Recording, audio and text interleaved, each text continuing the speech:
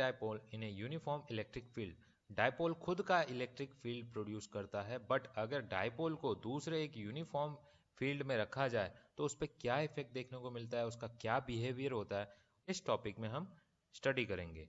Dipole के पास दो charges होते हैं, एक नेगेटिव चार्ज एंड दूसरा पॉजिटिव चार्ज। डायपोल का जो डायरेक्शन होता है वो नेगेटिव टू पॉजिटिव होता है। ओके, नेगेटिव से पॉजिटिव। किसी चार्ज को जब हम इलेक्ट्रिक फील्ड में रखते हैं तो उसके ऊपर फोर्स लगता है, और वो फोर्स होता है F equal to q E. Okay, तो यहाँ पर हमारे पास पॉजिटिव चार्ज है, तो इस पे लगने वाला फोर्स कितना होगा, F equal to q E, और इसकी डायरेक्शन होगी अलोंग टू इलेक्ट्रिक फील्ड। और नेगेटिव चार्ज पे भी फोर्स लगेगा जो होगा F equal to minus q E, और उसकी डायरेक्शन होगी फील्ड के अपोजिट डायरेक्शन में। ओके, क्योंकि ये नेगेटिव होता है। अगर चार्ज पे नेट फोर्स लग रहा है तो हमें लीनियर मोशन मिलेगा, लीनियर मोशन।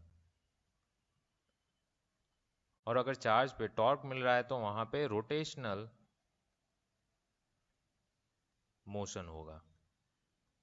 ओके, तो दो टाइप के हमें मोशन देखने हैं इसमें कि कौन कौन से मोशन देखने को मिलेंगे। अगर नेट फोर्स मिलेगा तो लीनियर मोशन होगा, और अगर सिर्फ टॉर्क मिलेगा तो रोटेशनल मोशन होगा। अगर दोनों ही चीजें मिलती हैं तो लीनियर प्लस रोटेशनल मोशन दोनों ही कंबाइन में मिलेगा। ओके, तो यहाँ पर आप देख सकते हैं कि नेट फोर्स कितना होगा।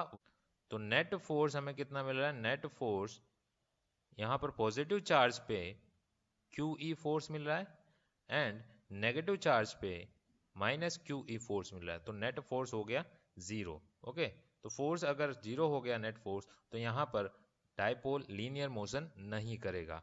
ओके, टॉर्क कब मिलेगा, टॉर्क देखिए, टॉर्क में फोर्स के साथ क्या होना चाहिए, डिस्टेंस भी होना चाहिए, डिस्टेंस। अब यहाँ पर देख सकते हैं आप कि फोर्स तो मिल रहा है अपोजिट डायरेक्शन में, उसके साथ में इनके बीच में कुछ डिस्टेंस है, तो यस डिस्टेंस है। कितना डिस्टेंस है, अगर हम यहाँ पे नाम देते हैं तो ये हो गया ए बी एंड सी, तो बी सी जितना हमें डिस्टेंस मिल रहा है। तो फोर्स कितना हो गया, फोर्स हो गया हमारा क्यू ई, कोई भी एक फोर्स ले लो, इनटू बी सी। ओके, अब यहाँ पे बी सी क्या है, तो यहाँ पे मैं ट्राइंगल ड्रॉ कर देता हूँ, A B and C, and this is angle theta. यहाँ पर अगर एंगल थीटा है तो बी सी क्या हो जाएगा, ये हमारी लेंथ हो गई 2l sine theta equal to B C upon 2l। So B C equal to कितना आ गया, 2l साइन थीटा। सो यहाँ पर हम वैल्यू पुट कर देते हैं Q E into 2l sine theta. Okay, so यहाँ पर Q2L ये मिलके एक फॉर्मूला बनेगा किसका, डायपोल मोमेंट का, P का। E साइन थीटा बचा, तो यहाँ पर अगर साइन थीटा है, PE साइन थीटा, तो साइन थीटा कौन सा प्रोडक्ट कहलाता है, cross product. Tau vector equal to P cross E, और इस पे वेक्टर आ जाएगा। ओके, सो अब यहाँ पर हमें क्या मिल गया, एक टॉर्क मिल गया।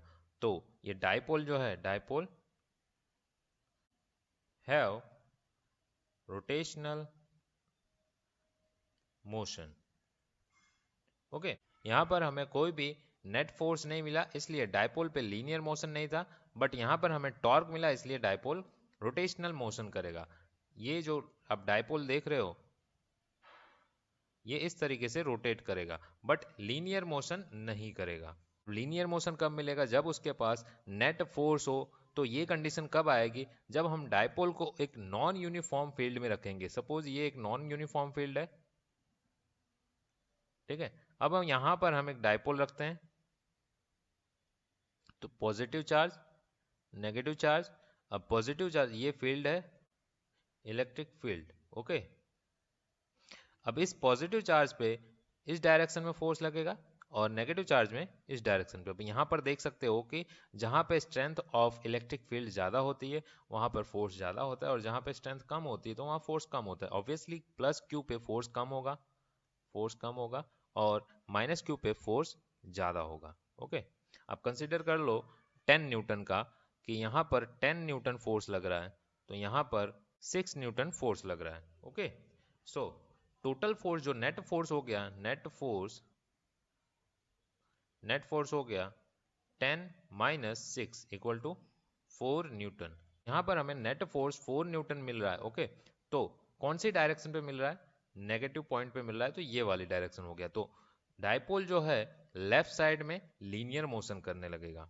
तो 4 न्यूटन की वजह से डायपोल लीनियर मोशन करेगा और टॉर्क की वजह से रोटेशनल मोशन करेगा। ओके, तो यहाँ पे हमें दोनों चीज मिल रही है। तो डायपोल जो है कुछ इस तरीके से मोशन में आएगा। यहाँ पे लीनियर के साथ साथ में वो रोटेशनल मोशन भी कर रहा है। ओके, 4 न्यूटन लीनियर मोशन के लिए रीजनेबल है और 6 न्यूटन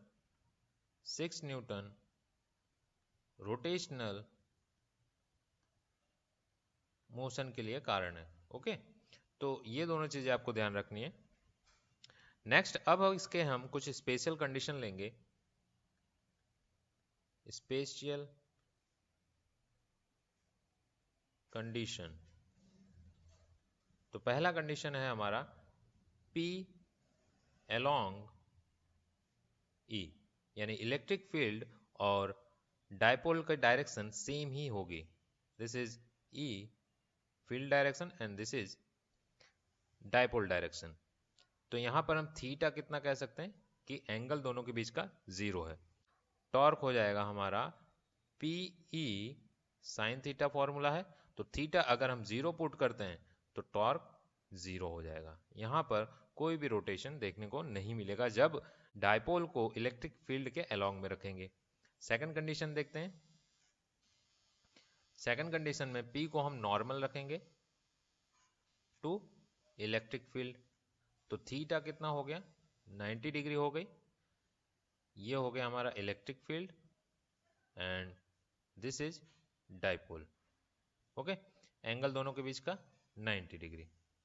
तो टाउ कितना मिलेगा PE साइन 90, और साइन 90 की वैल्यू कितनी होती है 1 होती है। तो टाउ इक्वल टू कितना हो जाएगा PE।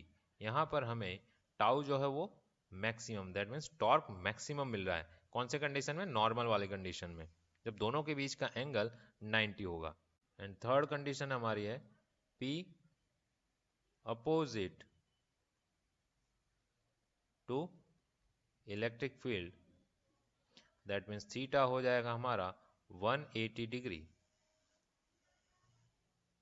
ये अगर इलेक्ट्रिक फील्ड है तो ये हो गई हमारी डायपोल की डायरेक्शन। ओके, सो यहां पे टाउ हमें कितना मिलेगा PE साइन 180, और 180 की वैल्यू कितनी होती है 0, तो टॉर्क 0 हो गया। ओके, तो अपोजिट डायरेक्शन में और अलोंग डायरेक्शन में, दोनों डायरेक्शन में की वैल्यू 0 मिलती है। कंडीशन 4, लास्ट कंडीशन में हम थीटा को 270 डिग्री पे रखेंगे। If this is electric field and this is dipole. Okay, तो यहां पर हमें टॉर्क कितना मिलेगा PE साइन 270, और साइन 270 की वैल्यू होती है -1, तो टाउ कितना हो गया -PE। अब ये हो गई हमारी मिनिमम वैल्यू, टॉर्क की मिनिमम वैल्यू। तो यहाँ पे देख सकते हैं कि जब नॉर्मल कंडीशन होगा, इलेक्ट्रिक फील्ड एंड डायपोल के बीच का एंगल अगर 90 या 270 होगा तब हमें टॉर्क मिलेगा, और जब अलोंग में होगा या फिर अपोजिट डायरेक्शन में होगा तो टॉर्क नहीं मिलेगा। ओके, टॉर्क नहीं मिलेगा, 0 हो जाएगा। नॉर्मल कंडीशन में यानी 90 डिग्री के कंडीशन में मैक्सिमम टॉर्क मिलेगा और 270 डिग्री पे मिनिमम टॉर्क मिलेगा। ये चीज हमें ध्यान रखनी है। First one is linear equilibrium.